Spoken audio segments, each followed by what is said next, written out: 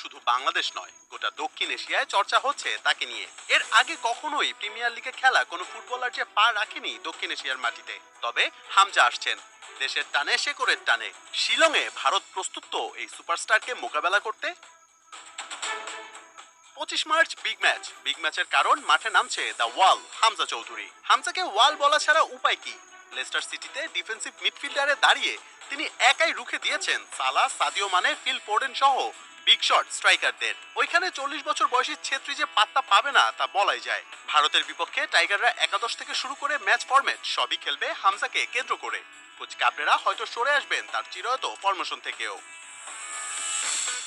বাংলাদেশের so called 4-1-3-2 ফরমেশনে যদি Cabrera একাদশ সাজান, সেক্ষেত্রে হামজার রোল থাকবে সিডিএম, অর্থাৎ তার মূল পজিশনেই খেলবেন তিনি। সেক্ষেত্রে তপু বর্মন, তারেক কাজী এই দুই প্লেয়ার থাকবেন ডিফেন্ডার হিসেবে এবং রাইট ব্যাকে খেলবেন সাদ। মিডফিল্ডে কাবরেরার ভরসা কাপ্তান জামাল ভুঁইয়া, হৃদয় এবং আলামিন। স্ট্রাইকিং পজিশনে থাকবেন রাকিব এবং মোরসালিন।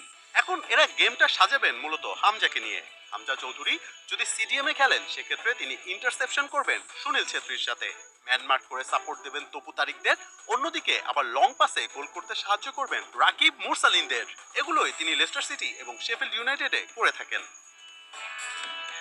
অন্যদিকে আলামিন স্ট্রাইকিং পজিশনে দুর্দান্ত খেলছেন। সেক্ষেত্রে আলামিন যদি স্ট্রাইকার পজিশনে চলে যায়, তাহলে বাংলাদেশ খেলবে ক্লাসিক্যাল 4-3-3 ফরমেশনে।